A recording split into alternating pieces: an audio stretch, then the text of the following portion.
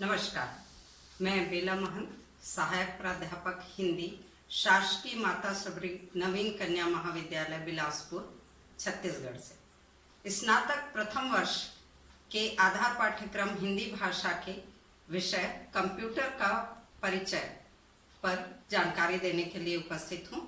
जैसा आप जानते हैं, कंप्यूटर शब्द की उत्पत्ति हुई है कंप्यूट। कंप्यूट का अर्थ होता है गणना करना। यदि हम परिभाषा देखें कंप्यूटर की, तो वो एक ऐसा स्वचालित इलेक्ट्रॉनिक यंत्र है जिसका प्रयोग तर्कपूर्ण गणनाओं के लिए किया जाता है। कंप्यूटर को जो हम डेटा देते हैं, जो जानकारी देते हैं, उसको वो पढ़ सकता है, उसको वो एनालाइज कर सकता है, उसको प्रोसेस कर सकता है और जो सूचना हमें चाहिए वो उसे उस रूप में प्रस्तुत कर सकता है। आधुनिक रूप में यदि हम कंप्यूटर की परिभाषा देखें तो एक तरह से और देख सकते हैं। C common, O operating, M machine, P particular, U used for, T trade, E education and R research. मतलब ऐसा ऑपरेटिंग मशीन है जिसका उपयोग विशेषकर व्यापार, शिक्षा और शोध के लिए किया जाता है। व्यापार आप जानते हैं, जब आप बाजार जाते हैं तो बिलिंग के लिए यूज किया जाता है। एजुकेशन, अभी हम ये वीडियो के माध्यम से जो पढ़ाई कर रहे हैं उसमें भी कंप्यूटर का प्रयोग हुआ है। और रिसर्च, अभी आपने देखा होगा कोरोना वायरस का जो चित्र आया है, उस चित्र को बनाने के लिए भी कंप्यूटर का उपयोग किया गया है। कंप्यूटर का इतिहास यदि देखें तो आप जानते हैं कंप्यूटर की उत्पत्ति कैसे हुई या कंप्यूटर के जनक किसे माना जाता है? चार्ल्स बैबेज को। 1883 में उन्होंने इसका एक वैश्लेषिक यंत्र बनाया था। वास्तव में उन्होंने जो यंत्र बनाया था वो केवल 4 काम कर सकता था: गुणा, भाग, जोड़ और घटाना। 1887 में हरमन हॉलरिथ ने एक विद्युत यांत्रिक यंत्र बनाया था, सारणी यंत्र, जो कार्ड पंच करता था।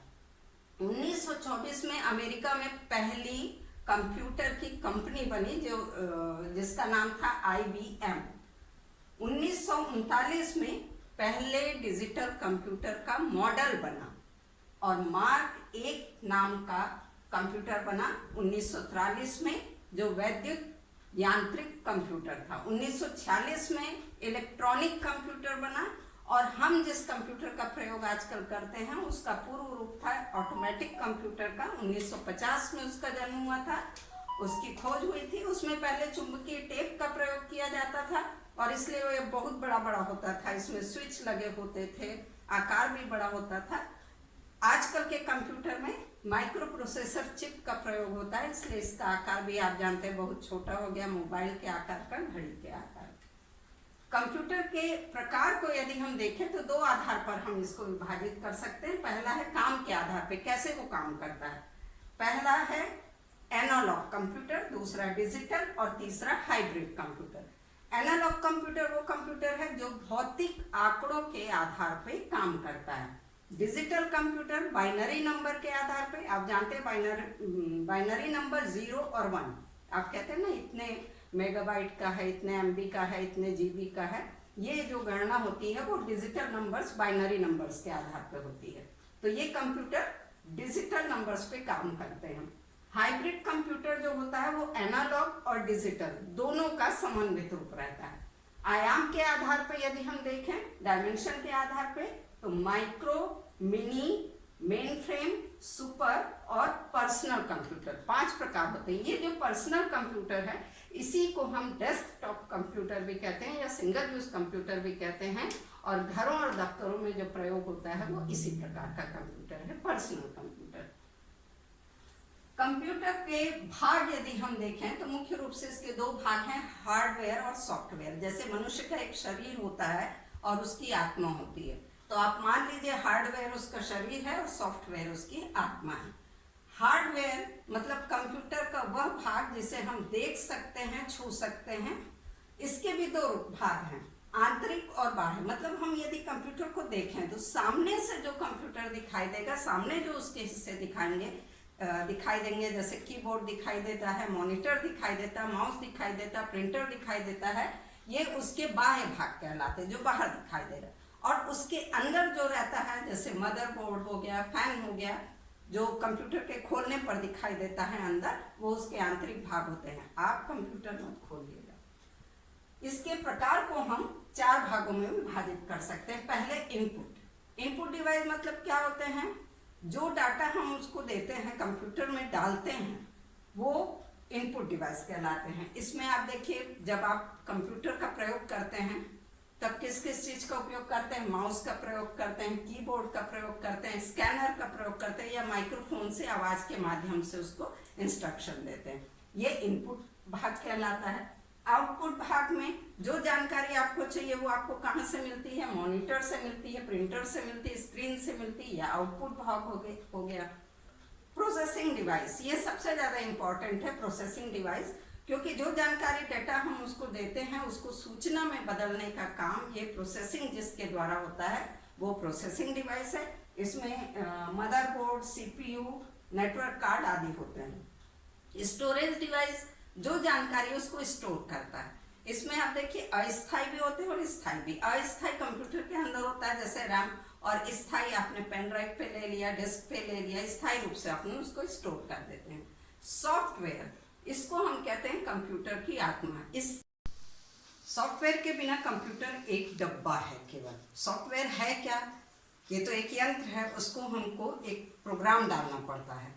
निर्देशों के समूह जो कंप्यूटर की भाषा में रहता है उसी को हम सॉफ्टवेयर कहते हैं। ये 2 प्रकार के होते हैं, सिस्टम सॉफ्टवेयर और एप्लीकेशन सॉफ्टवेयर। सिस्टम सॉफ्टवेयर जो सिस्टम को रन करने में उसके विभिन्न भागों के प्रबंधन में उपयोग में लाए जाते हैं। पहला है इसमें ऑपरेटिंग सिस्टम, ये सबसे महत्वपूर्ण है, जिसके माध्यम से एक यूजर मतलब जो उपयोग कर रहा है कंप्यूटर का उपयोग करता है, उससे बातचीत करता है, उसको निर्देश देता है। इसमें आप देखिए विंडोज सबसे ज्यादा प्रचलित है, यूनिक्स, लिनक्स ये दूसरे, और ओएस ऑपरेटिंग सिस्टम। यूटिलिटीज को कंप्यूटर का तीसरा भाग भी कहा जाता है, क्योंकि इसके बिना भी कंप्यूटर चल सकता है, लेकिन यदि इसका उपयोग करें तो ज्यादा स्मूथली चलता है।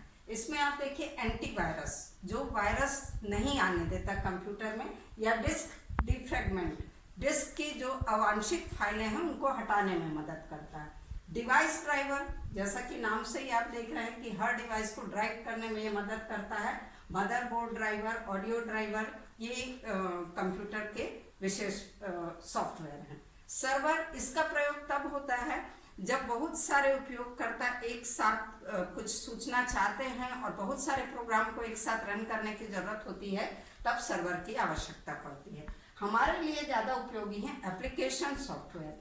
एप्लीकेशन सॉफ्टवेयर मतलब जो अनुप्रयोग सॉफ्टवेयर के, ये भी 2 प्रकार के होते हैं, सामान्य और विशिष्ट। सामान्य मतलब छोटी छोटी जरूरतों के लिए, रोजमर्रा की जरूरतों के लिए जिसका प्रयोग होता है, जैसे word processing, database management, graphics.